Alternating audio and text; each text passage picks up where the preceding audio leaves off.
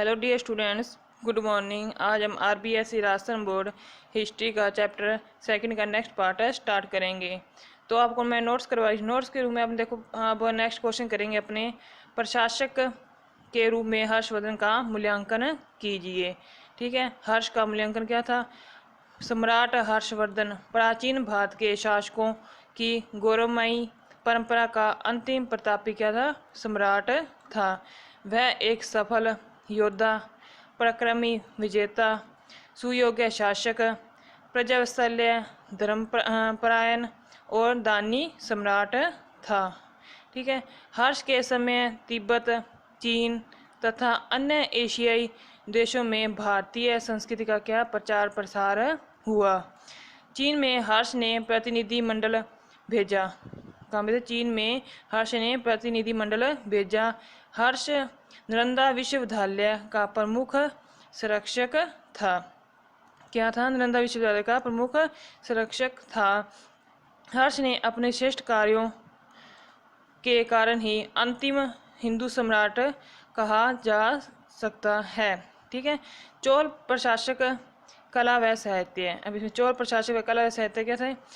चोल वंश की प्रथम जानकारी पाणिनिकृत अष्टाध्यायी से मिलती है। किससे मिलती है? पाणिनिध्यायी अष्टाध्यायी से मिलती है। चोलों की राजधानी तंजौर, अरुर व तंजावर थी। चोलों का शासकीय चिन्ह क्या था? बाघ था।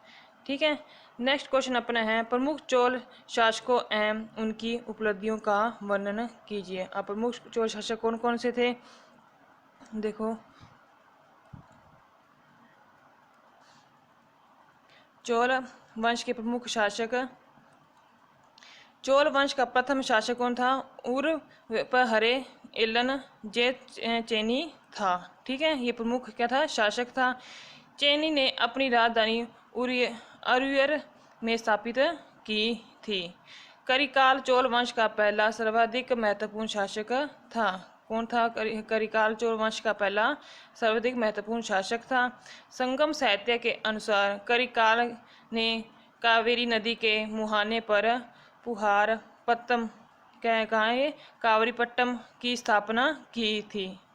ठीक है, विजयालय 1850 ईस्वी से 1875 ईस्वी में। 9वीं शताब्दी के मध्य में 1850 ईस्वी के लगभग चोल सत्ता का पुनरुत्थान विजयालय ने किया था। ठीक है, विजयालय ने पांड्य को हराया तथा तंजौर पर क्या कर लिया था? अधिकार कर लिया। उसे अपनी क्या बना ली? राजधानी बना लिया था। ठीक है, नेक्स्ट है विजयालय को ही द्वितीय चोल साम्राज्य का क्या है? संस्थापक माना जाता है। किसको माना जाता है? विजयालय को ही द्वितीय चोल साम्राज्य का संस्थापक माना जाता है। ठीक है, नेक्स्ट है आदित्य प्रथम में 1875 से 1907 ईस्वी।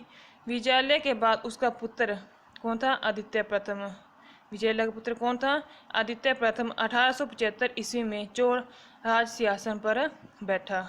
ठीक है, आदित्य प्रथम ने पल्लव नरेश पराजित को हराकर पल्लव राज्य पर अधिकार किया था। आदित्य प्रथम ने पांडवों की राजधानी मथुरा पर अधिकार कर मुदेरकोंड की उपाधि धारण की थी। ठीक है, अब नेक्स्ट है राजराज प्रथम। कब है? 1985 ईस्वी से 1014 ईस्वी। ठीक है, राजराज प्रथम ने अपने पिता की लोहा एवं रक्त की नीति का पालन करते हुए राजराज की उपाधि ग्रहण की थी। ठीक है, राजराज ने दक्षिण में केरल, पांड्य तथा सिहिल राज्यों के विरुद्ध अभियान किया था। किसके विरुद्ध अभियान किया था? केरल, पांड्य तथा सिहिल राज्यों के विरुद्ध अभियान किया था। राजराज प्रथम ने तंजौर में राजराजेश्वर का मंदिर बनवाया था। किसका मंदिर बनवाया था? राजराजेश्वर का मंदिर बनवाया था। वह राजराज प्रथम ने नागपट्टनम में बुद्ध विहार की अनुमति दी थी। किसकी अनुमति दी थी? बुद्ध विहार की अनुमति दी थी। नेक्स्ट है राजेंद्र प्रथम की कब आया था?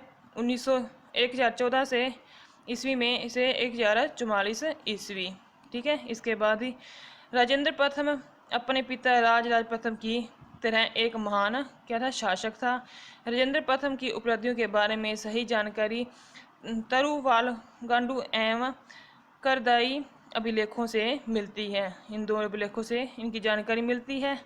ठीक है, राजेंद्र प्रथम ने लंका के शासक महेंद्र पंचम, कौन सा लंका का शासक, महेंद्र पंचम को परास्त कर संपूर्ण सही राज्य एवं श्री विजय क्या ये शैलेंद्र, श्री विजय शैलेंद्र शासक विजयोतुंग ब्राह्मण को क्या किया था, पराजित कर जावा, सुमात्रा एवं माल्या प्रायद्वीप पर अधिकार किया था।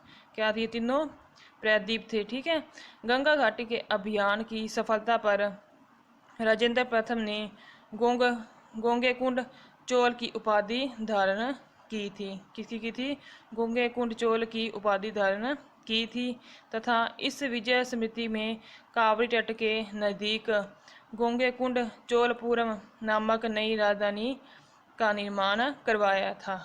ठीक है, राजेंद्र प्रथम ने वैदिक महाविद्यालय की भी स्थापना की। किसकी की थी, वैदिक महाविद्यालय की भी स्थापना की थी। राजाधिराज प्रथम, अब ये कब आया था, 1044 ईस्वी से 1052 ईस्वी तक। ठीक है, राजाधिराज प्रथम राजेंद्र प्रथम का क्या था, पुत्र था। ठीक है, राजाधिराज ने चालुक्य नरेश को क्या किया था, पराजित कर उसकी राजधानी कल्याणी पर क्या कर लिया, अधिकार कर लिया था। चालुक्य राजधानी पर अधिकार के उपलक्ष्य में राजाधिराज ने विजयेंद्र की क्या की थी, उपाधि धारण की थी। ठीक है, राजाधिराज प्रथम ने चालुक्यों, केरल, पांड्य तथा विद्रोही शासकों को क्या किया था, पराजित किया था। और अब देखो राजाधिराज की मृत्यु कब हुई थी, 1052 ईस्वी में कोम्पम के युद्ध में हुई थी। राजाधिराज की मृत्यु के बाद उसके छोटे भाई क्या राजेंद्र द्वितीय ने युद्ध क्षेत्र में 1052 ईस्वी से 1064 ईस्वी को अपना राज्याभिषेक करवाया था। इसके बाद वीर राजेंद्र शासक बना था। ठीक है, वीर राजेंद्र ने तुंगभद्रा नदी के किनारे विजय स्तंभ की क्या की थी, स्थापना की थी। चोल वंश का अंतिम शासक कौन था, राजेंद्र तृतीय था। चोल वंश का अंतिम शासक कौन था, राजेंद्र तृतीय था। पांडवों ने 1269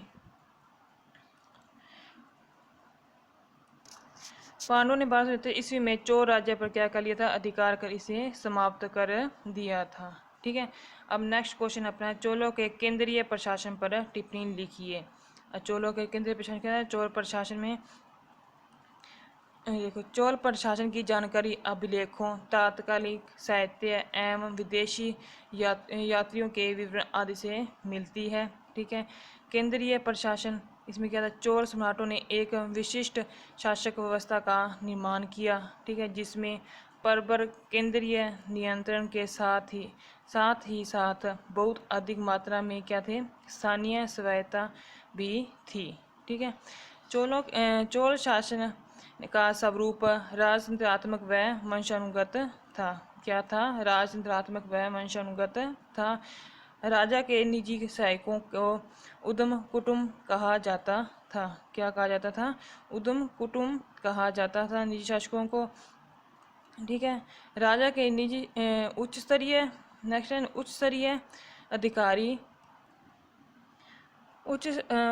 अधिकारी परुनदम व निम्न स्तरीय अधिकारी क्या करते हैं, शिरोतरम कहलाते थे। ठीक है, सैन्य संगठन, चोल सेना के पदित अश्वारोही राजरोही 3 अंग थे। ठीक है, चोलों के पास अश्व, गज एवं पैदल सैनिकों के साथ एक अत्यंत शक्तिशाली नौसेना भी थी। नौसेना की सहायता से चोलों ने श्री विजय सहिल मालदीप आदि द्वीपों पर क्या की थी, विजय की थी। ठीक है, अब बंगाल की खाड़ी को चोलों की झील कहा जाने लगा था। किसको कहा जाता था, बंगाल की खाड़ी को चोलों की झील कहा जाने लगा था। महाबलीपुरम तथा कावरीपट्टनम मुख्य चोल बंदरगाह थे। दो प्रमुख बंदरगाह कौन से थे, महाबलीपुरम तथा कावेरीपट्टनम प्रमुख बंदरगाह थे। ठीक है। चोल काल में सेना का नेतृत्व करने वाले सेनाध्यक्ष को महादंड नायक कहा जाता था। ठीक है। चोल सेना छावनियों के गुलामों को कडिगम कहा जाता था। ठीक है। क्या कहा जाता था?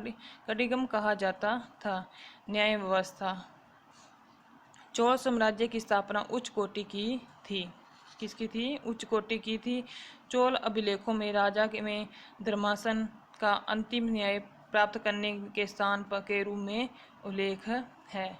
चोलों की दंड व्यवस्था में आर्थिक दंड एवं सामाजिक अपमान के दंड का क्या था? विधान था। आर्थिक दंड काशू सोने का सिक्का, ठीक है, के रूप में देना पड़ता था। क्या था? काशू सोने का सिक्का था जो दान के रूप में देना पड़ता था। ठीक है। दंड के रूप में देना पड़ता था। राज्य की आय के स्रोत कौन कौन से थे? चोल राज्य की आय का मुख्य साधन भूमि कर था। क्या था? मुख्य साधन भूमि कर था। भूमि कर उपज का 1/3 हिस्सा हुआ करता था। ठीक है। भूमि कर के अलावा विभिन्न व्यवसायों, व्यापारिक वस्तुओं, वनों, खानों, उत्सवों पर भी कर लगाए जाते थे। ठीक है। इन पर क्या था? व्यापारिक ये व्यवसायों, व्यापारिक वस्तुओं, वनों, खानों, उत्सवों पर भी कर लगाए जाते थे। इन सब पर क्या लगता था? कर लगता था। चोल शासकों ने समस्त भूमि की माप कराई। ठीक है। तात्कालीन अभिलेखों से ज्ञात होता है कि राजराज प्रथम व कुलोत्तुंग के पैर की माप ही भूमि की लंबाई मापने की इकाई बनी थी। चोल अभिलेखों में भूमि कर के अतिरिक्त अन्य करों का उल्लेख मिलते हैं जो इस प्रकार है। ठीक है। ये नाम दिए करके जो कर थे लिए थे, राजस्व कर हो गया, गृह कर हो गया, व्यापारिक प्रतिष्ठानों पर लगने वाला कर हो गया। ठीक है। और व्यवसायिक कर हो गया। आजीविका कशु में क्या था? आजीविका पर लगने वाला कर था। ये सारे कर थे। क्रिया किस पे कौन सा कर लगता था। ठीक है। राजस्व विभाग का उच्च अधिकारी क्या था? वीरपुत्र गाकक कहा जाता था। ठीक है। प्रांतीय प्रशासन। प्रशासन की सुविधा के लिए विशाल चोल साम्राज्य 6 से 8 प्रांतों में विभाजित था। कितने था? 6 से 8 प्रांतों में विभाजित था। प्रांतों को मंडलम कहा जाता था। ठीक है। मंडलम के प्रशासन को मुंडल कहा जाता था। ठीक है। स्थानीय प्रशासन। चोल शासन की सबसे उल्लेखनीय विशेषता उनकी स्थानीय शासन था। ठीक है। ग्रामों में उर एवं सभा का या महासभा 2 प्रकार की संस्थाएं कार्यरत थी। इसके सदस्य पेरुमक्कल कहलाते थे। ठीक है। सभा मुख्यतः अपनी समितियों के मध्य से कार्य करती थी जिन्हें वारियम कहा जाता था। चोल इसके माध्यम से सिंचाई व्यवस्था, भूमि विवरण, लगान एवं करों की वसूली, न्याय आदि प्रशासनिक कार्यों की देखभाल करते थे। ठीक है। तो आप इतने ये नोट्स सारे कंप्लीट कर लेना नोटबुक में। इसमें मैंने आपको शॉर्ट क्वेश्चन के रूप में बनाए हैं सारे जो आपके बुक में दी हुई है पूरी लैंग्वेज। तो इसको आपको शॉर्ट क्वेश्चन